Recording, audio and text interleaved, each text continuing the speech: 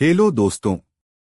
आज मैं आपको एक ऐसी कहानी सुनाने वाला हूं जो सिर्फ कहानी नहीं है, बल्कि मेरी जिंदगी का वो हिस्सा है जिसे मैं आज तक भूल नहीं पाया।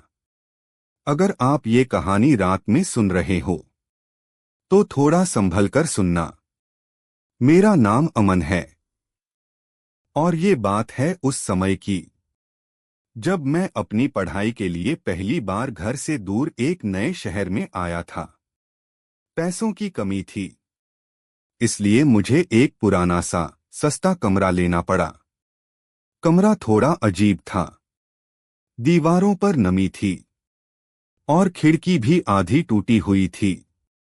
शुरुआत के कुछ दिन सब ठीक था, लेकिन चौथे दिन से सब कुछ बदलने लगा। हर रात ठीक 2:17 बजे मुझे ऐसा लगता जैसे कोई मेरे कमरे के बाहर धीरे धीरे चल रहा हो।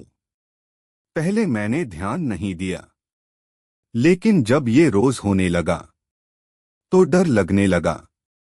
एक रात हिम्मत करके मैंने दरवाजा खोल दिया, लेकिन बाहर कोई नहीं था। मैं वापस अंदर आया तो देखा मेरे टेबल पर एक कागज रखा था। मैंने उठाकर पढ़ा, यहां से चले जाओ। मेरे हाथ कांपने लगे, क्योंकि वो लिखावट मेरी ही थी। अगले दिन मैं घर के मालिक के पास गया और उनसे सब कुछ बताया। उन्होंने पहले तो बात टाल दी, लेकिन जब मैंने जोर दिया तो उन्होंने जो कहा वो सुनकर मेरी सांसें रुक गईं।